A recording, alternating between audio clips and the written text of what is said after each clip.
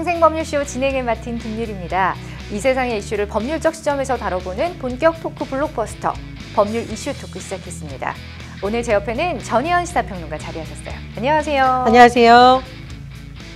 네, 일주일이 정말 금방입니다. 그죠? 그렇습니다. 예. 정말 이러다가 우리 크리스마스 그걸 뭐라고 하죠? 크리스마스 노래? 캐롤송. 예, 많이 바쁘시죠 아마 요새? 금방이지 않을까 싶습니다. 그래서 네. 하루하루 정말 이렇게 일기를 쓰는 게 요즘 다 유행이라고 하잖아요. 맞아요. 일기만큼 좋은 책이 없다 이런 말도 있다라고 하는데 간단하게라도 일기 써보시는 게 어떨까 그런 생각이 듭니다. 네, 저도 정말 오늘부터 한번 써볼까 싶은데요. 한두 줄이라도 노력해 보겠습니다. 자, 지금 이 방송은 유튜브 통해서도 실시간으로 함께 방송되고 있습니다. 많은 시청 부탁드리고요. 유튜브 통한 소통 창구도 열어둘게요. 방송 중에 궁금하신 내용들 질문 올려주시면 저희가 유튜브에서 실시간으로 답도 해드릴 테니까 많은 참여 부탁드립니다. 자, 이렇게 얘기해도 아무도 질문을 안 올리시던데 진짜 저희가 답변해드릴 테니까 많은 참여 바랍니다. 자, 그럼 오늘 법률 이슈 토크에서 나눠볼 이야기들 미리 만나볼게요. 일상에 만연한 불법 촬영. 당신의 아파트는 괜찮으십니까? 음악으로 만나는 한국의 한. 자, 어떤 이야기들일지 또 궁금해지는데요. 법률 이슈 토크 얼른 시작해 보도록 하겠습니다. 여러분은 지금 생생법률쇼와 함께하고 계십니다.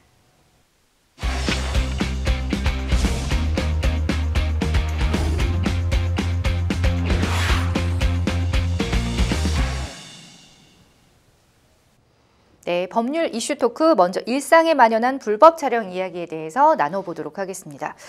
이게 참 계속해서 이슈가 되고 있습니다. 불법 촬영으로 인한 사건이 참 끊이지 않는데 최근에 또 관련 이슈가 많아요. 하나씩 살펴보도록 하겠습니다.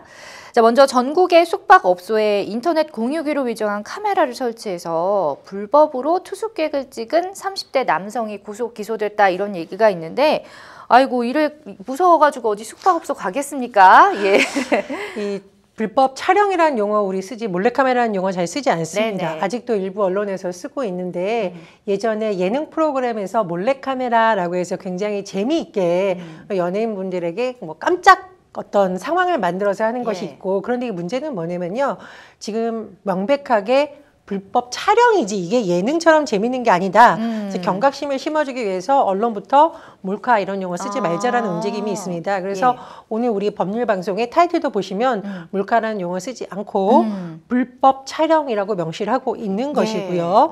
그리고 우리 진행자님께서 말씀하신 사건 한번 짚어보면 이 남성이 최근 인천지검을 통해서 구속 기소를 하게 됐는데 이 남성의 행태를 보면 와, 이 불법 촬영이라는 거 정말 심각하다라는 단면을 우리가 엿볼 수 있습니다. 이 남성이요, 지난 1월부터 최근까지 전국의 숙박업소 10곳, 아니 10곳을 언제 이렇게 열심히 다니면서 그러니까요. 카메라 14대를 설치했습니다. 그래서 투숙객 100명의 신체를 무려 70차례 불법 촬영한 혐의를 받고 있는데요. 이 카메라 어떻게 되냐면은 보통 요즘 이제 숙박업소 같은 데도 인터넷 공유기 많이 다 해서 우리 들어가면 아이디 비밀번호에서 무료로 쓸 수 있게 거의 다 해놓고 있는데 마치 공유기처럼 이게 공유기 잘 보시면 불빛이 깜빡깜빡깜빡깜빡 하니까 그렇게 위장을 해서 해놓으면 사람들도 불법 카메라는 인식을 잘 못하잖아요. 그런 식으로 위장을 해놨다고 합니다. 그래서 호텔 직원이 당 눈치채고 신고해서 경찰이 위장 카메라를 수거했는데 뭐 아직까지 불법 촬영 영상은 유포되지 않은 것으로 경찰은 보고 있다고 하고요. 근데 이 남성이 좀 문제가 많아요. 이 사람이 이제 투숙객들 몰래 찍은 것도 문제가 있고 본인이 어떤 그 성매매 여성과 하는 성관계 장면도 불법 촬영해서 영상을 보관한 혐의도 받고 있다라고 합니다. 그래서 검찰이 굉장히 철저하게 재판을 준비하겠다라고 하는데 정말 이런 범죄 엄벌해야 됩니다. 엄벌해야지요. 제가 누누이 얘기하는데 누군가는 장난으로 이 영상을 볼 수 있지만 누군가는 이 영상 하나로 인해서 인생이 파괴되는 것 같은 고통을 겪을 수가 있습니다. 물론 피해자들이 가해자들의 나쁜 행위에 대해서 내가 왜 부끄러워야 되냐라는 것이 우리가 또 생각해 볼 부분이긴 하지만 그렇다고 하더라도 나의 의지와 상관없이 나의 사적인 능력이 개인에게 노출된다는 것에서 많은 사람들이 불편함과 두려움을 느낄 수밖에 없기 때문에 앞으로 검찰이 잘 재판을 준비하겠다고 했으니 좀 엄벌에 처해지도록 잘 해야겠고요. 재판부에서도 이런 사건을 예전에 너무 가볍게 처벌한다는 지적이 있었거든요. 엄벌을 내려주셨으면 합니다. 네, 엄벌을 내려야 좀 덜해지지 않을까 싶습니다. 계속해서 나오고 있는 부분이라서 자 어쨌든 뭐 그 숙박업소 직원이 눈치를 채서 뭐 신고를 했고 유포되지는 않아서 그나마 다행입니다만 참 괘씸한 부분인데 이번에는 또 화장실이에요. 이 공용 여성 화장실 천장에 불법 촬영기기를 설치한 남성이 붙잡혔는데 이 카메라가 또 우리가 흔히 아는 그 화재 경보기와 유사한 모양이었다고 합니다. 예. 이재근 방사 발표본 사건의 경우에는 불법 촬영하는 카메라를 마치 인터넷 공익인 것처럼 위장을 해서 많은 사람들이 다 인지를 못했다라고 설명을 드렸고 네. 이번 같은 경우에는 어떻게 했냐 불법 촬영 카메라를 여자 화장실 천장에다가 설치를 했다고 합니다. 어떻게 설치를 한 거예요? 보통 이제 우리가 화장실 같은 데 가면 이 주변을 많이 보지 천장을 볼 생각은 잘 못하는 게 왜 그러냐면은 이 천장에 화재 경보기가 달린 경우가 많거든요. 역시나 사람들이 이게 화재 경보기거냐고 경각심을 덜 갖게 하려는 의도가 아닐까라는 생각이 드는데요. 어쨌든 전남 여수경찰서에 입건된 이 남성의 경우에는 물론 이제 남성인지 여성인지 잘 모르겠어요. 그러나 여성이라고 특정하지 않은 것을 보면 이제 남성일 확률이 높은 것으로 추정이 되고요. 인터넷을 통해서 불법 카메라를 구입한 것으로 추정이 됩니다. 그런데 이 남성이 이제 제가 지금 말씀드린 것처럼 미용실 여자 화장실에 불법 촬영 카메라 단 혐의로 입건이 됐다 그랬잖아요. 상습적이네. 예, 이게 미용실에 오는 손님이라든가 관계자들이 수상하게 여기서 신고하게 된 거예요. 근데 이 남성의 정체가 실로 놀랐습니다. 이 미용실 사장님의 남편이라고 합니다. 아 진짜요? 그렇습니다. 충격적이에요. 네. 그러니까 부인이 이제 거기 미용실 운영을 하니까 왔다 갔다 하면서 뭐 이 구조도 잘 알고 있었을 거고 제 생각에는 손님들이 저 남자분이 화장실에 왔다 갔다 해도 뭐 혹시 뭐 청소를 하거나 비품을 갖다 놓거나 이렇게 생각했던 점을 이용한 것은 아닌가 하는데 어쨌든 적발이 됐고 경찰에 따르면 녹화된 것이 없었다고 합니다만 경찰에서도 조금 더 꼼꼼하게 살펴보셔서 불법 촬영으로는 피해가 없도록 더 각별히 신경을 써야 할 것으로 보입니다. 그러니까 저는 무슨 그 공용 화장실 이래가지고 그랬더니 자기 아내 사업장의 화장실에다가 아이고 진짜 네, 왜 그럴까요? 말문이 막힙니다. 자, 그런가 하면 탈의실 역시 또 불법 카메라의 온상이라고 할 수가 있겠는데 정부 부처 산하기관의 여자 탈의실에서 정부 부처 산하기관이라고요. 자, 불법 촬영을 하는 카메라가 발견됐다고 합니다. 예. 저는 이런 기사를 전해드릴 때마다 참 마음이 무거운 것이 왜 이렇게 이런 범죄자들은 나쁜 쪽으로 머리를 잘 쓸까요? 그리고 인터넷 기술의 발달이 우리에게 생활의 편리라든가 공공성을 증진하는데 여러 가지 좋은 영향도 있지만 이 기술이 발달해지고 거기에 기기에 발달하는 만큼 과연 우리의 인권과 수정이 발달하고 있는가 정말 생각을 해봐야겠는데 이번에 발견된 사례 정부 부처 산하기관에 있는 여자 탈의실에서 몰래카메라 이번엔 어떤 형태였냐면요 탈의실 창틀에 매달린 형태였다라는 겁니다. 제가 이걸 강조하는 이유는 뭐냐 자, 첫 번째 사례 어떤 형태라고 했었죠? 인터넷 공유기로 위장을 해서 숙박업소에 설치된 사례. 두 번째, 여자 화장실에 마치 천장에 화재 경보이냐. 세 번째, 공공기관 창틀에 여자 화장실. 창틀에 어떻게 설치를 했을까요? 이게 아마 이제 보조 배터리가 달려 있으니까 작동이 가능하고 사람들이 뭐 창틀을 유심히 보진 않으니까요. 아마 그 부분을 노린 것 같습니다. 다만 메모리 카드가 빠져 있다. 이거 어떻게 보십니까? 진행자님 메모리 카드 없었더라. 이거 안심할 사안인가요? 더 걱정될 사안인가요? 생각하기 나름이지만 어쨌든 빠져있다는 건 본인이 그걸 빼가지고 보고 있었다라는 거잖아요. 그래서 가능성을 배제하기가 어렵다. 이게 제가 이제 조금 뭐 우리가 식당 갔을 때 음식에서 벌레가 발견됐을 때 가장 최악의 상태가 반만 발견했을 때다란 말이 있잖아요. 반을 내가 먹었을 수도 있고. 이제 제가 이걸 이제 웃기려고 한 얘기가 아니라 이 메모리 카드가 없었다는 것은 이 사람이 어떤 의도를 가지고 촬영기기 설치할 때 메모리 카드가 있었을 확률이 높겠죠. 그렇죠. 그냥 빈 기계만을 설치할 확률은 아무래도 적기 때문에 경찰에서 이 부분에 대해서 수사를 할 것으로 보이는데 제가 보기에 물론 쉽지 않겠습니다만은 정말 이것은 우리가 추가적인 피해를 막기 위해서라도 경찰에서 꼭 신경을 써서 확보를 하고 더 이상 이것이 유출되거나 유통되지 않도록 신경을 써야 되는 부분인 것으로 보입니다. 예, 참 이거 얘기를 듣다 보니까 믿을 사람 하나도 없나 싶기도 하고 또 도처에도 불법 카메라들이 이렇게 설치되어 있는 것이 아닌가 걱정도 되는데 자, 정부 산하기관까지 등장을 했으니 자, 이러한 불법 촬영 범죄가 많아진 이유 어쨌든 좀 강화가 됐는데도 아직까지 좀 부족해 보이긴 해요. 예. 그렇습니다. 이게 물론 여러 가지 있고, 아유, 인터넷 기술 발달하고 디지털 소형기기 발달했다라고 해서 손 놓고 있다면 정부가 필요가 없겠죠. 네. 그래서 최근에 국회에서도 이게 온갖 종류의 디지털 변형 카메라 형태인 것에 대해서 좀 규제가 필요하다라는 의견이 여야를 막론하고 나온 법이 있고요. 네. 그리고 실제로 최근 들어서 관련 법안도 발의가 된 바 있습니다. 그래서 저는 그 부분에 대해서 논의를 하는 것이 일단 현실적으로라도 일부분 효과를 발휘할 수 있는 현실 개조라고 보고요. 두 번째로 이게 법조 분야에서의 과제인데 네. 디지털 카메라로 인한 피해가 직접적인 육체적인 성범죄에 비해서 더 무겁다는 인식이 너무 낮다라는 지적이 나온 경우가 있어요. 제가 이거 실제로 취재하면서 본 경우인데 네. 국회의원들하고 법조인들하고 이제 비공식적으로 이런 대화를 한 적이 있다라고 하는데 법조인분들이 그랬다는 거예요. 아니 실제로 이렇게 성범죄를 저지른 그런 가해자와 이거 촬영해서 한두 번 보내랑 처벌을 똑같이 할 수는 없지 않느냐라고 얘기를 했다라는 거예요. 그래서 이 국회의원이 뭐라고 하셨냐면은 네.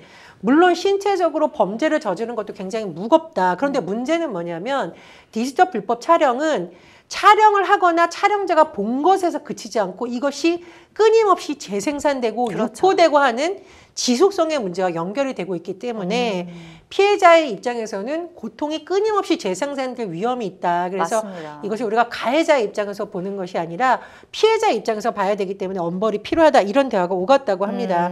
그래서 제가 말씀드리고 싶은 취지는 최근에 아마 법원도 이제 양형 관련한 논의를 하거나 예. 또 이제 판사들 내에 어떤 연구 모임 같은 걸 보면 디지털 성범죄나 불법 촬영에 대해서 굉장히 무겁게 해야 된다는 의견이 많이 나오고 있고 해외 사례도 연구를 많이 하고 있습니다. 그래서 그 부분에 대한 또 법조계에서의 인식이라던가 양형 기준에 대한 강화도 필요할 것으로 보입니다. 맞습니다.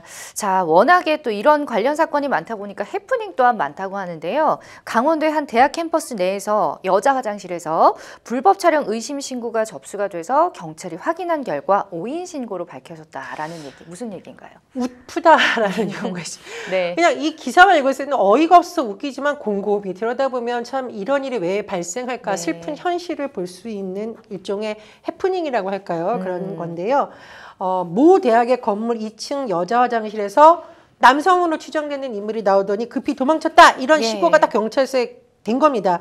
그래서 그걸 딱 든 학교 측이 학교가 가지고 있는 SNS를 통해서 용의자가 워낙 도망쳤다라고 하면서 여학생들은 화장실 이용 시에 모두 꼭 칸을 열어보고 사용하기를 바란다는 대학이 난리가 났겠죠. 예. 그런데 모든 층에서 뭐 카메라 감지기 해보고 했는데 불법 촬영 이것이 이제 발견되지는 않았다고 해요. 그래서 경찰이 CCTV를 딱 봤어요. 신고가 된 접수된 그 화장실 부근에 네. CCTV를 뒤져봤더니 화장실에서 남성으로 추정되는 인물이 나오더니 급히 도망쳤다의 이 진실은 네. 남성이 아니라 여성이었다. 아, 머리가 좀 짧았군요. 그렇습니다. 이게 짧은 머리에 보통 패딩 점퍼 같은 거 입으면 우리가 이게 성별을 구분하기 그럴 어렵잖아요. 수 있죠. 옷차림만으로 네. 구분하기 어려우니까.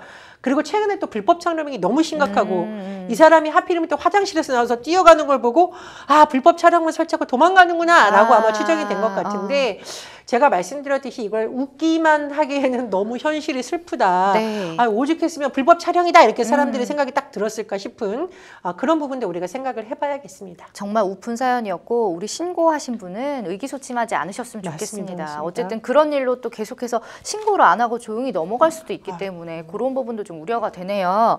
자, 아무래도 이와 관련된 사건이 많다 보니까 예민해지면서 이런 해프닝이 생긴 것 같은데 또 작년이었죠. 아주대학교 건물 탈의실에 카메라를 설치해서 불법 촬영한 의대생이 붙잡혔었다는데 열심히 공부해서 학교 들어가서 왜 이런 짓을 했을까?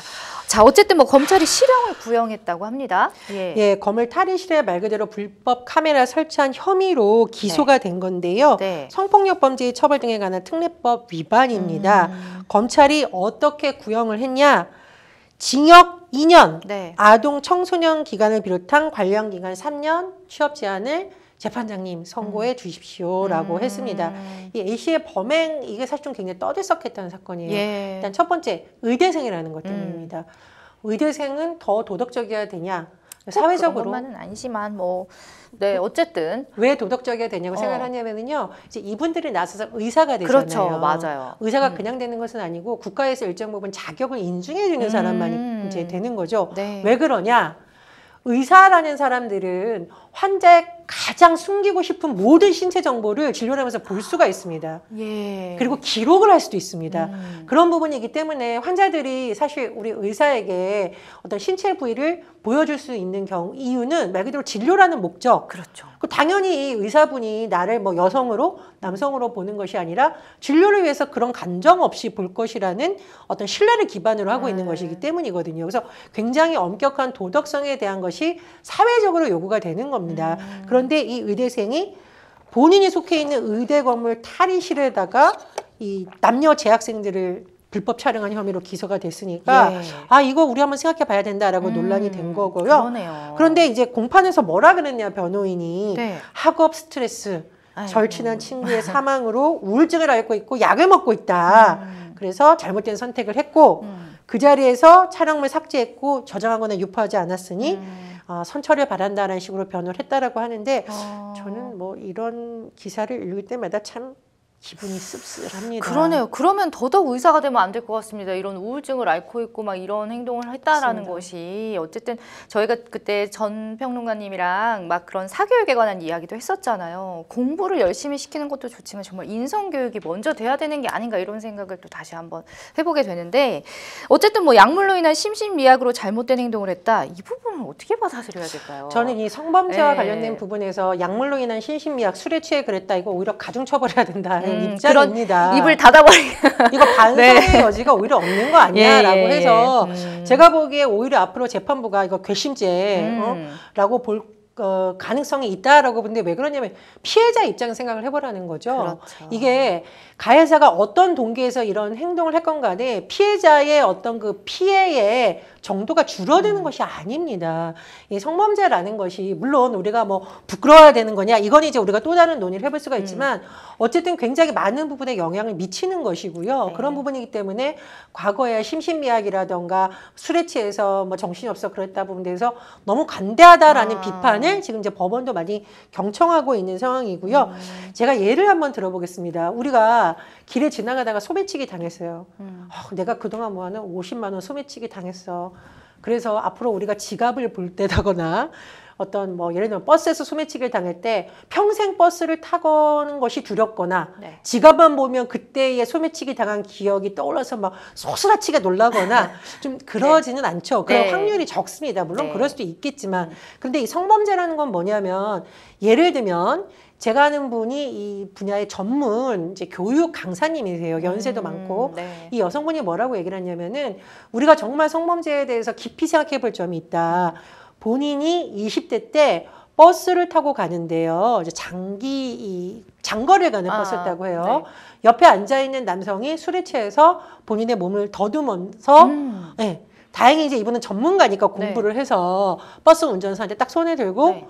이거 가다가 가장 가까운 경찰서에 내려서 만약에 버스 안에 CCTV가 있다면 이걸 증거로 그리고 지금 나의 증언을 바탕으로 조사를 해야 되니 네. 경찰서에 차를 세워라 이렇게 요구를 했다는 겁니다. 잘 대응을 하셨네요. 어쨌든. 그런데 이게 전문가니까 가능했던 그렇죠. 거예요. 보통 맞아요. 일반 여성들 같은 경우에는 그냥 빨리 여기서 도망치고 싶다는 생각을 맞아요. 해서 신고를 못할 수도 있는데 신고를 못하면 못하는 대로 내가 그때 왜 신고 못했지 자책하는 경우도 있고 네. 또 하나 이분 같은 경우는 신고를 해서 대응을 했잖아요. 그런데도 지금도 버스를 타기만 하면 몸이 움츠러들고 네. 옆자리에 남자가 앉기만 하면 불안하고 불안해서 막 3시간, 4시간 버스를 타는데도 경직된 자세로 눈을 부릅뜨고 있다라는 겁니다. 40년이 흘렀는데도 그렇다고 하죠. 예. 그래서 제가 말씀드리고자 하는 이유는 뭐냐면 뭐 심신미약이다 뭐 이런 걸 가지고 법원이 그럴 수도 있지라고 하는 것이 아니라 이게 피해자 입장에서 굉장히 오랜 기간 영향을 미칠 수 있는 사건이라는 거에 좀 더 주의를 기울여 주셨으면 하고요. 네. 또 이게 심신미약이라는 것이 좀 논란이 되는 부분이 최근에 불법 촬영에서 또 이제 구속 기소된 모 씨의 사례가 화제가 되는데 네. 그때도 우울증으로 인한 심신미약으로 주장을 했어요. 근데 이 사람이 불법 촬영한 게 한두 건이 아닙니다. 물론 이제 본인과 주로 있었던 여성들의 한 건데 네. 제가 보기에 더 이상 이런 것도 재판부가 관대하게 받아들이지 않는 문화가 더 강해질 것으로 보입니다. 그러니까 이게 정신질환일 수도 있는데 어쨌든 그런 심신미약, 정신질환 이런 것들은 정말 좀 감형의 원인이 안 됐으면 좋겠어요. 네. 물론 아주 극히 일부 사례에서 그런 경우가 있을 수도 있겠습니다만 이게 상습적으로 감형을 받는 쪽으로 가는 것도 맞아요. 바람직하지 않기 때문에 네. 재판부에서도 더 꼼꼼하게 보셔야 될 것 같고요. 검찰에서 수사를 할 때 이게 설사 심신미약의 요인이 있더라도 반복적으로 했다면 또 어떻게 해야 되는가 이 부분도 고민을 해봐야겠습니다. 그러니까요. 단면적으로 판단하지 말고 내용을 깊이 좀 맞습니다. 들여다봐야 될 것 같은데 자 그런가 하면 또 이런 일도 있었습니다. 최근에 일부 언론사가 월드 베이스볼 클래식에 출전한 우리 야구 대표팀 선수의 호텔방을 촬영해서 사생활 침해 논란이 있었다는데 이게 언론사에서 이게 있을 수 있는 일인가요? 예. 최근에 떠들썩했던 일본에서의 야구 경기를 네. 앞두고 우리나라 선수단이 일본에 도착을 했고요.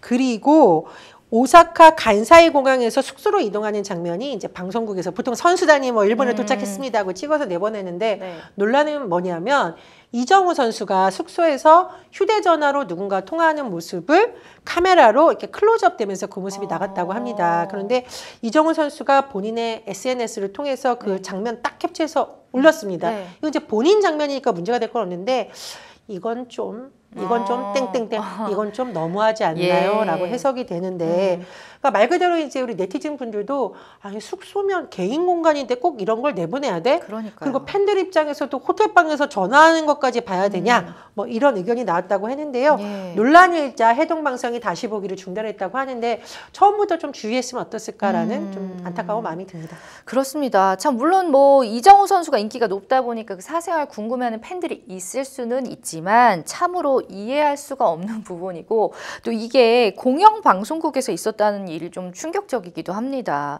방송사의 사생활 침해 정말 어떻게 봐야 될까요? 요즘 관찰 예능 프로그램 많아졌습니다. 네. 뭐 가상 부부 혹은 아이를 키우는 장면 뭐 이런 게 여러 가지 프로그램 많이 생겼죠. 그런데 이 프로그램 할 때 반드시 상대방의 동의를 얻고 하는 거예요. 근데 지금 같은 경우에는 동의를 얻은 것도 아니고 특히 개인적인 공간이 숙소에서의 장면을 찍은 것 때문에 논란이 된 거거든요. 네. 그래서 처음부터 방송국에서 좀 이런 인권 기준에 대해서 공감대가 더 컸더라면 이런 일이 없을 거라고 보고 그래서 최근 뭐 방송사나 언론사에서도 인권 기준에 대한 교육도 많이 하고 세미나도 많이 하거든요. 이번 일을 계기로 다시 한번 특히 뭐 스포츠 분야에서 활동하는 선수, 연예인들에 대해서 유독 이런 사례가 좀 많이 지적이 되는 것으로 보여요. 그래서 이런 분들의 프라이버시, 사생활 침해가 되지 않도록 주의가 필요할 것으로 보입니다. 맞습니다. 자, 여자 화장실 내 불법 촬영은 뭐 어제 오늘만의 얘기가 아니기 때문에 계속해서 끊이지 않으면서 심지어 대학 내에서 본인이 여성임을 인증해야만 문이 열리는 여성 안심 화장실까지 등장을 했다고 하는데 이렇게까지 해야 되는 현실이 너무 슬프네요. 이게 실화인가요? 이게 예. 이제 고려대학교 일부 건물에서 LH 서울지역본부 지원을 통해서 만들었다라고 하는데 네. 사실은 예전에 이게 일부 지자체에서 공원이나 이런 데 있는 화장실에 이거 도입하려고 했었습니다. 근데 그때 논란이 된 게 뭐냐면 네. 노인들이 스마트폰이나 이런 거 쓸 줄 모르는데 갑자기 화장실 가고 싶으면 어떡해요? 뭐 이런 논란이 있었거든요. 네네네. 어쨌든 지금 이제 대학가인데다가 스마트폰 앱을 통해서 하는 방식을 하다 보니 비교적 대학가에서는 이런 문화가 좀 자연스럽게 받아들여진 것으로 보여요. 근데 말씀해 주셨듯이 한편에서는 아니 뭐 남자들이 가해자야 학교 안에서 이런 거 해야 돼라고 네. 하지만 또 일각에서는 아우 여학생들이 오직 불안하면 이런 거 만들었을까라고 보는데 앞으로 이용하시는 분들의 반응이 어떠냐에 따라서 뭐 더 확산될 수도 있고 아니면은 뭐 중단될 가능성도 있고 추이를 좀 지켜봐야겠습니다. 맞습니다. 자, 어쨌든 또 요즘에 코로나가 조금 주춤해졌어요. 그러면서 해외여행 가시는 분들도 또 우리나라를 역으로 찾는 관광객분들도 꽤 많아졌는데 우리나라를 그 경찰청이 시내 주요 관광지에 신고되지 않은 불법 숙박업소를 단속한다 이런 얘기가 있습니다. 이런 곳에서 불법 촬영 범죄가 발생한 경우가 많기 때문일까요? 왜 이렇게 단속을 하는 걸까요? 아무래도 이제 불법 촬영 자체가 논란이 되면 한국은 불법 촬영 우범지대다 이렇게 되면 이게 사실 지자체 전체가 피해를 입는 거죠. 그렇죠. 일부 잘못된 사람들 때문에 이 지역 자체가 상권이 아예 좀 굉장히 나쁜 이미지가 씌워질 수 있기 때문에 선제적으로 좀 대응을 하려는 것으로 보이고요. 네. 왜 모든 숙박업소가 아니라 불법 숙박업소냐. 예. 이제 불법 숙박업소 같은 경우에는 자체적으로 이런 걸 안 할 확률이 좀 더 높기 때문에 일단 뭐 좀 적극적으로 해보자라는 취지로 읽힙니다. 뭐 단속을 안 하는 것보단 낫다는 생각이긴 한데요. 경찰청 통계에 따르면요. 카메라를 통해서 촬영한 성범죄는 최근 5년간 총 29,396건. 자, 이렇게 따지면 하루에 16건 정도가 되는 건데, 정말 많네요. 심각합니다. 자, 때문에 지자체도 주기적으로 또 단속을 하고 있다고요?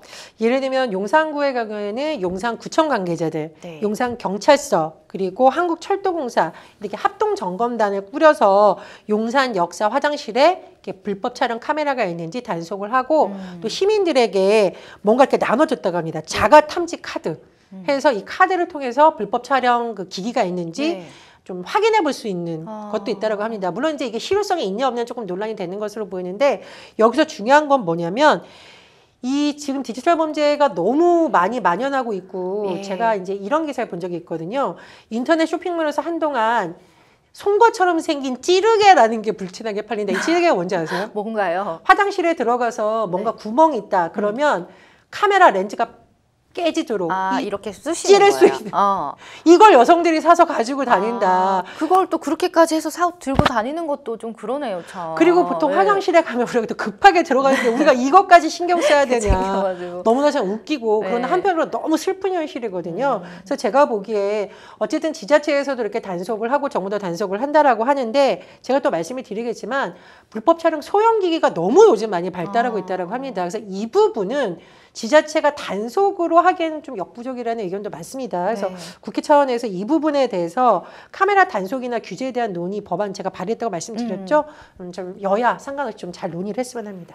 맞습니다. 정말 뭐 갈수록 그 지능적으로 바뀌는 것 같고 카메라도 여러 가지 형태로 계속 나오는 것 같은데 참 이게 우리나라의 문제만은 또 아닌 것 같기도 하고요. 어쨌든 확실한 좀 대책이 시급히 도입됐으면 하는 바람입니다. 자, 첫 번째 법률 이슈 토크 만나봤고요. 여러분은 지금 생생 법률 쇼를 함께하고 계십니다.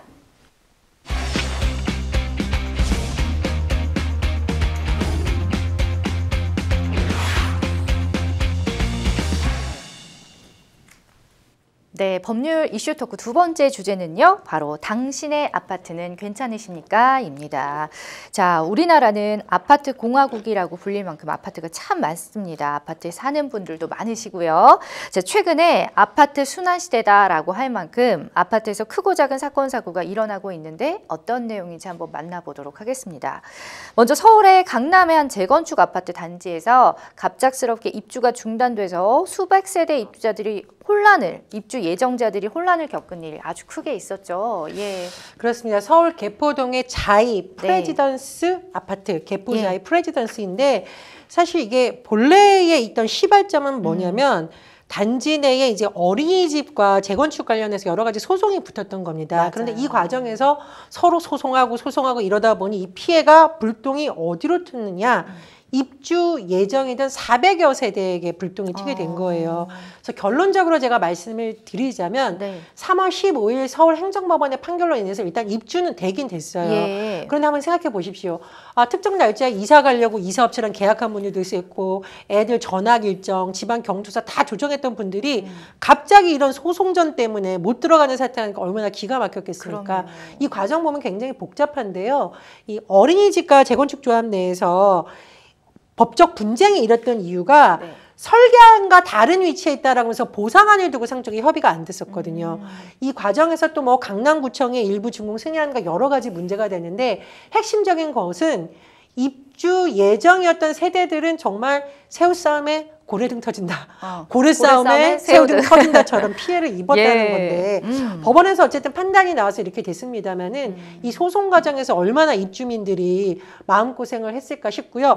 제가 아까 휴대전화를 왜 봤냐. 휴대전화 통화 내역 본 게 아니라 제가 보니까 이 새로운 뉴스를 좀 메모를 해왔어요. 어떻게 됐냐면은 주민들이 이 소송 과정에서 탄원서 비슷하게 입장을 낸 적이 있습니다. 제발 우리를 이 상황에서 좀 빨리 해달라. 그러니까 하루하루가 너무 힘들었을 것 같아요. 그렇습니다. 그래서 서울행정법원의 이 판결이 본론이 24일 정도 나올 예정이라는 보도가 있었는데 일정을 법원이 당긴 거예요. 너무 오래 지연되면 입주 예정자들이 굉장히 큰 피해를 입을 수도 그렇죠. 있고 설사 뭐 다른 쪽이 승소를 하더라도 빨리 결론을 내줘야 되잖아요. 그래서 판결을 조금 당겨서 한 측면도 있다라는 해석도 나옵니다. 그나마 다행입니다. 어쨌든 뭐 그 유치원 어린이집과 조합 간의 문제였는데 정말 말씀하신 것처럼 입주 예정자들 400여 세대가 정말 피해를 입고 있었던 상황인데 자, 원자재 가격과 물가 상승 등으로 공사비 증액을 요구하는 건설사와 또 조합원 간의 갈등으로 입주를 못한 곳도 있다고요? 예, 이게 신목동 8학원 입주와 관련된 여러 가지 사건이었습니다. 지난 1일 입주가 시작될 예정이었어요. 네. 그런데 건설사와 재건축 조합 간에 분쟁이 생긴 겁니다. 건설사 입장은 뭐냐? 이 원자재 가격이 너무 올렸다. 그래서 공사비를 100억 원 정도 증액을 할 수밖에 없다라고 하니까 재건축 조합은 안 된다라고 네. 합의점을 찾지 못해서 예. 어떻게 됐느냐? 일단 준공 허가가 났으니까요. 1일부터 이제 입주하려고 주민들은 생각을 하고 있었는데 시공사가 어떻게 했느냐? 네. 아파트 입구 앞에 컨테이너를 설치한 겁니다. 왜요? 분쟁이 아직 해결되지 않았는데 어떻게 입주를 하겠느냐. 그러니까 이제 입주가 시작되면 우리가 불리할 수도 있다. 이런 판단도 한 것이 아니냐라는 일각에서 추측이 나오는데 제가 말씀드렸듯이 양측의 싸움은 그렇다 치는데 도대체 입주하려던 분양받은 사람들은 무슨 죄냐는 거예요. 그러니까요. 특히 문제가 뭐냐면 이 신목동 8학원 이것이 인기 있었던 이유가 예비 학부모들이 여기에 좋은 초등학교 많다라는 생각, 이른바 학군을 염두에 두고 이사를 하려던 계획이었어요. 그러니까 난리가 난 거죠. 예. 왜냐?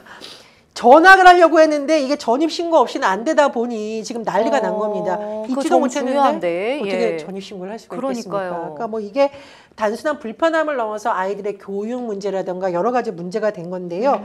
그런데 결론은 어떻게 됐냐? 시공사인 동양건설을 상대로 재건축 조합이 낸 업무방해금지 가처분 신청이 기각됐습니다. 즉 시공사의 입장을 법원이 어느 정도 들어줬다는 그러네요. 건데 네. 왜냐하면 우리가 재판을 할 때 뭐 재산권 문제도 있고 여러 가지 있는데 문서, 계약서의 내용을 또 재판부가 판단을 하죠. 어떻게 됐냐? 이 법원 결정문을 보면은요, 네. 조합과 시공사의 계약서에 예. 쭉쭉쭉쭉 나오다가 3% 이상 물가가 상승할 경우 양측 협의로 공사비 단가를 조정한다라고 돼 있다는 겁니다. 즉 이거를 근거로 시공사 입장에서는 계약서상에 이렇게 돼 있으니까 네네. 올려야겠어요라고 주장을 한 거고, 그리고 이 조정 협의를 계속 하자라고 했는데 이 회의를 한 차례만 개최했다 조합이. 그래서 좀 협의를 제대로 안 한 거 아니냐라고 않았다. 재판은 본 것 같은데 어쨌든 뭐 누가 잘했냐 못했냐를 떠나서 애꿎은 특히 학부모들이 피해를 봤다라는 점은 여러 가지 제도적으로 구멍이 숭숭 있는 거 아니냐 네. 이런 지적을 받는 부분입니다. 그러네요. 참 안타깝지만 계약서에 이렇게 명시가 되어 있었다고 하니 좀 뭐 어떻게 할 수가 없는데 말씀하신 것처럼 어떤 분쟁이 있던 간에 일반 분양 입주자들의 피해가 참 컸다. 이런 사례라고 볼 수가 있습니다. 자, 그런가 하면 경기도 고양의 한 타운하우스 단지에서 입주 예정일임에도 시공을 마치지 못해서 자, 임시 사용 승인을 받아서 입주를 진행하는 사태가 벌어지기도 했다라고 하는데 이런 사례도 은근히 있더라고요. 예. 말 그대로 이거 임시 사용 승인이거든요. 네. 임시적으로 어쨌든 뭐 검출법상에 그래도 기준은 맞췄으니까 허가권자로 임시로 사용을 승인해 주겠다라는 거예요. 예. 이게 정식 준공 검사가 아닙니다. 그러니까요. 이 입주민들 입장에서는 정말 속이 타는 노릇인데 그렇죠. 이게 왜 그러냐면은 단지를 완성하지 못했기 때문이에요. 근데 왜 이런 사태가 발생하냐? 네. 뭐 이게 지금 여러 가지 원인이 있는데 사실은 여러 가지 뭐 보수라던가 여러 가지 절차를 다 마치고 입주할 수 있도록 계획을 짜야 되는데 그렇지 않았다는 거예요.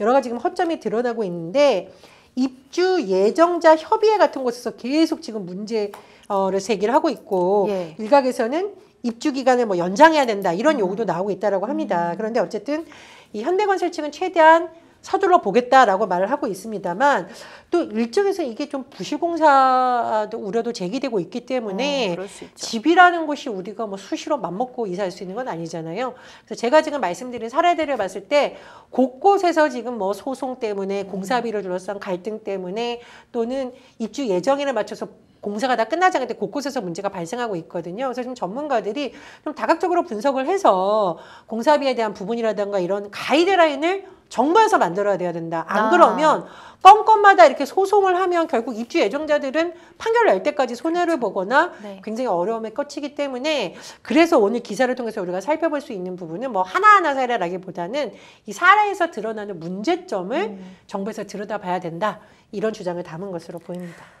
정말 그러네요. 왜냐하면 입주할 때 분쟁 없이 그냥 무난하게 입주되는 경우가 크고 작은 문제의 차이지 거의 없더라고요, 사실은. 맞습니다. 네, 자, 다들 어쨌든 아파트에 당첨이 돼서 기뻤을 테고 또 분양되는 것도 쉽지 않았을 텐데 입주가 막히거나 또 공사가 덜 되거나 이런 일들이 있으면 얼마나 속이 상할지 참 그렇습니다. 자, 새 아파트 그리고 새 타운하우스 단지에서 이런 일이 발생하는 이유 왜 이렇게 자주 발생한다고 보시나요? 뭐 아까도 말씀 살짝 해주셨지만 그 최근 몇 년 사이의 분쟁의 특성이 공사비 단가 상승에 따른 분쟁이 많다라고 네. 합니다. 그리고 물론 건설사를 제가 편들려는 것이 아니라 공사하는 입장에서는 최근에 코로나19 사태라든가 우크라이나 전쟁이라든가 또 금리, 원자재 공급 문제와 맞물려서 도저히 이 가격으로 이 기간 내 공사를 못 마치겠다. 예. 나 몰라라 이렇게 한다는 겁니다. 근데 문제는 뭐냐면 이럴 가능성을 염두에 두고 사전에 이랬을 경우엔 이래야 된다. 아니면 이 공사비 단가가 얼마인지 좀 투명하게 한번 검증을 해야 된다. 네. 그랬다면 나중에 사후에 이렇게 돼서 입주민들이 좀 힘든 상황을 겪는 것을 방지할 수 있지 않느냐. 그래서 이걸 뭐 지자체라든가 개별 사안에 맡기지 말고 정부 차원의 가이드라인이 있어야 된다라는 겁니다. 특히 이게 소송으로 다가갈 경우에 어떤 문제가 생기냐면은 시공사라든가 건설사들이 대형 업체잖아요. 네. 법무팀을 쓰지 않습니까? 네. 근데 조합원들이라든가 입주민 같은 경우에는 그냥 믿고 있다가 이거 어떡해. 특히 맞아요. 입주민들 나중에 부랴부랴 같이 모여서 소송하게 되는데 이게 시간이 지날수록 건설사가 오히려 유리해지는 것이 아니냐라는 네. 우려가 제기됩니다. 그렇죠. 왜냐 입주하시 못하시는 분들 제가 아까 사례 들었죠.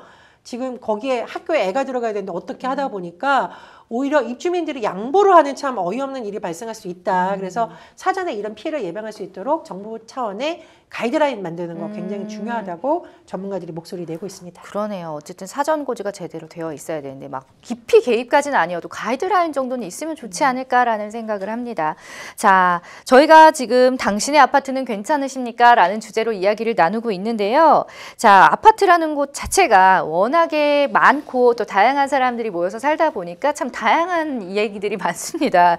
저 최근에 경기도의 한 아파트에서는 반려동물을 키울 거면 성대 수술을 해달라라는 안내문을 붙여서 갑론을박이 일고 있다고 하는데 개인이 이렇게 안내문을 붙인 건가요? 이게 무슨 내용일까요? 이게 아파트 관리사무소에서 이런 글을 올렸다고 하는데 이제 안내문을 딱 붙여놓잖아요. 예. 그 사진이 지금 뭐 온라인 커뮤니티나 이런 데서 조금 논란이 되고 있는 겁니다.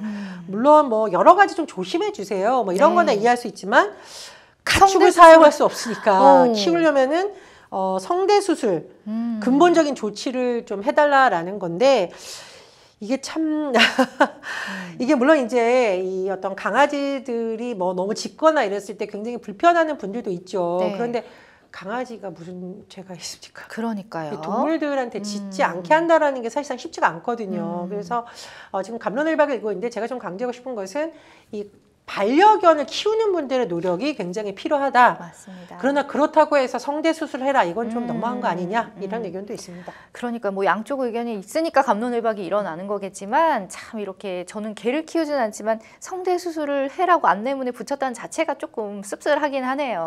어쨌든 우리 애견인들의 매너가 필요해 보입니다. 자, 축산물위생관리법에서 개는 가축이 아니고 또 축산법에서는 개를 또 가축으로 보고 또 동물보호법에서는 반려동물로 보고 참 헷갈리게 되어 있습니다. 자, 이렇게 동물과 함께하는 이들에게 혼란을 주고 이런 갈등을 조장하는 원인이 좀 규정되지 않은 법 때문이 아닐까라는 생각도 하게 되는데 어떻게 보세요? 그렇습니다. 그 논란이 됐던 아파트 관리사무소의 글에도 개는 가축이다. 근데 원래 아파트에서는 가축을 사용했으면 안 되는 거 아니냐 이런 식의 논리를 폈다라고 해요. 그러니까 이게 코에 걸면 코걸이, 귀에 걸면 귀걸이기 때문에 예. 정비가 필요하다고 보이고요. 이게 이제 강아지들을 훔쳐가는 사례 절도 사건인데 이거 강아지를 또 무엇으로 봐야 되느냐, 처벌은 어떻게 해야 되느냐, 뭐 굉장히 논란이 여러 가지가 맞물려 있는 부분입니다. 네. 그리고 동물보호법에서 여러 가지 적용하는 것도 맞느냐, 안 맞느냐, 어느 부처의 책임이냐 논란이 되고 있으니까 일정 부분 좀 많이 정리가 될 것으로 보이고요. 지금 반려동물 키우는 뭐 가족이 1000만이 넘어섰다 이런 통계도 나오거든요. 옛날 어르신들 같은 경우는 아유 별걸 다 그래라고 할 수 있지만 시대가 바뀌었고 또 누군가에는 이 반려견이라던가 이런 뭐 반려묘가 가족과 같이 소중한 존재이기 때문에 법적으로 이렇게 혼선이 있는 부분들은 빨리 정비되는 것이 맞다고 봅니다. 맞습니다. 참 시사 이슈 토크 얘기하면서 정리돼야 될 게 한두 개가 아니구나라는 생각 되게 많이 하게 되거든요. 자, 또 인천의 한 아파트 29층 유리창이 굉음과 함께 깨지는 사건이 있었습니다. 유리창을 파손시킨 것으로 보이는 이 쇠구슬이 또 발견이 됐다고 하네요. 지름 0.8cm 쇠구슬 2개라고 하는데 이게 아파트 29층 유리창을 파손시키려면 네. 이게 날아오는 속도나 강도가 굉장히 세야겠죠. 그렇죠. 이게 최근에 모 드라마에서 쇠총 쏴가지고 사람을 이렇게 해하는 그런 장면도 있었습니다. 그래서 결국은 어쨌든 이 유리창 파손한 60대 남성이 네. 구속이 됐다라고 하거든요. 네. 경찰이 CCTV 분석을 해서 이 사람을 했다라고 하는데 근데 이 사람의 답변이 전 이해되는 게 아니라 특정 세대를 조준하는 게 아니라 쇠구슬이 얼마나 날아갈지 호기심이 들었었다라고 하는데 이게 29층까지 가려면 얼마나 높이 그러니까요. 빠른 속도로 제가 말씀드렸죠. 강도가 얼마나 셌으면 그 멀리 유리창이 깨져요. 사람이 맞았으면 굉장히 위험할 수 있기 때문에 네. 아마도 그래서 구속영장이 발부된 것으로 그렇죠. 보입니다. 뭐 어린애도 그런 호기심까지는 안 가질 것 같은데 참 어른이 왜 그런 참 내 이유도 좀 어이가 없습니다. 자, 계속해서 세 번째 주제를 한번 좀 만나보도록 하겠습니다. 이슈 토크 이번 주제는요. 음악으로 만나는 한국의 한입니다. 가수 임영웅 씨의 콘서트 실황을 담은 영화가 개봉을 했습니다. 자, I'm Hero. 최근 개봉을 한 게 아니고 I'm Hero 더 파이널이라고 해서 최근 해외 개봉을 또 확정했다고 하는데 임영웅 씨 인기가 진짜 대단한 것 같아요. 영웅 네. 시대라는 팬클럽이 있을 정도고 그 이름 자체가 브랜드다라고 할 정도로 굉장히 인기가 많고요. 네. 또 이 영화가 좀 독특합니다. 무슨 스토리가 있어서 뭐 남자 주인공 뭐 이렇게 나온 것이 아니라 네네. 전국 투어 앵콜 공연 그 상황을 담은 영화예요. 그런데 지금 뭐 미국, 홍콩, 태국, 말레이시아에서 개봉이 확정됐다라고 하니까 네. 얼마나 임영웅 씨 인기가 많이들 좀 실감할 수 있고 지난달 17일 사전 예매 지금 오픈하잖아요. 네. 예매율 1위에 등극한 적도 있다라고 하니까 임영웅 씨 뭐 주변에 제 주변에 팬이 네, 많거든요. 그래요. 어쨌든 맞아요. 이 대중문화 가수들 특히 트로트 분야의 가수들의 선전이 대단하다 실감을 하게 됩니다. 그러니까 참 자랑스럽기도 하고 이름을 참 잘 지어야 되는구나라는 생각도 들어요. 그죠? 이름하고 너무 잘 어울리는데 자, 정말 영화 티켓 구하기가 아이돌 콘서트 티켓팅보다도 더 치열하다 이런 얘기가 또 있더라고요. 피켓팅이다. 우리 또 어머님 끊어드려야 되니까 효도해야 되는데 너무 힘들다 막 이런 얘기들. 자, 그런가 하면 트로트만의 정서를 잘 살리는 가수로 인정을 받는 우리 찬또배기 이찬원 씨 솔로 앨범이 발표 후에 또 호평을 얻고 있다는 얘기가 있습니다. 첫 앨범 타이틀이 원. 그래서 원. 처음 이런 의미도 이찬원. 있고 이찬원 참 네. 이게 잘 잡았다는 생각이 들고요. 이 타이틀곡이 풍등인데 어쨌든 뭐 굉장히 호평을 받고 있다라고 봅니다. 왜 그러냐? 이 목소리가 굉장히 단련되어 있다라는 예. 좋은 평가를 받고 있다라고 하는데요. 어쨌든 이 트로트 분야의 새로운 어떤 붐이라고 할까요? 이런 게 대중문화에서는 또 새로운 흐름이긴 한데 앞으로 얼마나 또 좋은 작품이라던가 또 앨범을 보여줄지 기대가 되는 대목입니다. 그러니까요. 저도 미스터 트롯, 뭐 미스 트롯 아주 재밌게 봤기 때문에 또 관심을 갖게 되는데 또 많은 분들의 관심 속 최근에 또 가수 서바이벌 불타는 트롯맨의 우승자죠. 우리 손태진 씨에 대한 관심도 높아지고 있어요. 근데 이분이 원래 성악가잖아요. 제가 예. 손태진 씨의 개인적인 팬으로서 너무 정보가 저 많습니다. 포르테 디카르토 너무 좋아해요. 네. 손태진 씨 원래 이제 유명한 성악가 출신이죠. 서울대 성악가 또 서울대 대학원에서 성악을 전공했고 포르테티 과트로라는 네. 뭐 이제 크로스오버 그룹이라고 합니다만 성악가와 뮤지컬계의 스타들이 만든 그룹입니다. 네. 그런데 손태진 씨가 사실 이 불타는 트롯에 처음 나왔을 때 기대주의이기도 했지만 약간의 우려도 있었습니다. 성악 창법, 트로트 창법 이걸 좀 차이를 극복할 수 있냐라고 해서 손태진 씨 굉장히 열심히 연습하고 고민하고 이런 모습이 화제가 되기도 했는데 네. 어쨌든 MBN의 불타는 트롯맨 1회 우승자가 됐고요. 예. 최근에 또 엄청난 인기를 많이 누리고 있다라고 합니다. 그리고 심수봉 씨의 이제 조카 손자뻘이다 뭐 이런 것이 또 알려지기도 했었는데 그렇구나. 어쨌든 각 분야의 실력자들이 이쪽 트로트 분야에 진출하는 것을 보면서 트로트의 저변이 굉장히 넓어졌다 이런 걸 실감하게 됩니다. 맞습니다. 사실은 이제 조금 진리법도 해요. 워낙에 계속해서 트로트 관련한 서바이벌도 많이 나오고 그랬는데도 불구하고 여전히 트로트 인기가 오래 가고 있습니다. 한때는 또 트로트를 두고 뭐 식상하다, 뻔하다, 뭐 장르 자체가 또 저평가된 적도 많았고요. 그랬는데 오랜 시간 이렇게 인기를 끌어가고 있는 저력이 어디에 있다고 보세요? 저는 다양한 분야의 실력자들이 트로트를 부르는 것이 대중들에게 굉장히 매력적으로 다가서지 않았나 이런 생각을 합니다. 그러니까 손태진 씨 같은 경우에는 성악가 출신이라서 우려가 있었지만 오히려 굉장히 호평을 받을 수 있었거든요. 네. 다양한 분야를 설계를 했었고 또 에녹 씨라고 있어요. 제가 왜 이렇게 잘 아느냐. 네. 뮤지컬계 스타였거든요. 근데 이번에 또 트로트 분야에 진출해서 굉장히 호평을 받았는데 노래만 잘하는 것이 아니라 뮤지컬 스타답게 굉장히 화려한 퍼포먼스를 선보였습니다. 그래서 뭐 이 분야의 어떤 이 진출하는 분들이 한 분야만 잘하는 것이 아니라 다양한 분야의 음악을 보여주고 어떤 분들은 트로트 경연인데도 3-4명이 왜 이렇게 막 거의 아크로바틱을 연상시키는 그런 격한 율동을 하면서도 음이 흔들리지 않고 이렇게 하모니를 만들어내는 모습 이런 게 굉장히 또 신선하게 다가왔기 때문에 인기를 끈 것으로 보이고요. 무엇보다 이 가사를 전달하는 진정성이 이 가사를 듣다 보면 이제 울고 있는 방청객 모습이 담겨진 것 같거든요. 그래서 트로트에는 보면 막 랩이 많거나 막 영어가 혼용되지 않고 우리가 쉬운 영어가 쓰는 경우가 많습니다. 그런 가사의 진정성이 재발견되는 점도 영향을 미친 것으로 보입니다. 맞습니다. 요즘 참 멀티플레이어들 게임하는 분들이 너무 많으셔가지고 앞으로 계속 다른 장르와도 융합하면은 좀 더 새로운 면모를 보이면 많은 팬들이 더 늘어나지 않을까라는 생각을 하게 되는데 다양한 이렇게 장르에 대한 융합에 대해서는 우리 평론가님 어떻게 보시는지 궁금해요. 뭐 이제 아까 이명웅 씨 얘기를 했듯이 다양한 분야에 대한 다양한 음악 너무 좋고요. 저는 개인적으로 가수 나훈아 씨가 EDM 음악 이런 거 발표하면서 깜짝깜짝 놀라거든요. 아 정말 한 분야에 어떤 걸쳐 있는 것이야 음악이라는 것은 다 통하구나라는 생각이 들고 그리고 다양한 분야의 실력자들이 어떤 트로트의 저변을 이긴 것은 굉장히 긍정적이라고 생각을 합니다. 우리가 한때는 트로트가 너무 저평가됐지만 지금은 또 어떤 K-팝과 더불어서 K-트로트가 해외에서도 영향을 받고 또 지금 주목을 받는 현상이 나타나고 있잖아요. 굉장히 긍정적이라고 평가를 합니다. 그리고요. 요즘 아이들도 애기들 있잖아요. 트로트 진짜 흥나서 좋아하더라고요. 그런 거 보면 남 신기한데 자, 우리 민족의 정서를 대표하는 단어를 한이라고 표현하는데 그런 우리 한을 표현하는데 가장 또 적합한 게 이 트로트 장르가 아닌가 싶습니다. 이번엔 또 우리 송가인 씨 얘기를 안 할 수가 없어요. 트로트 하면.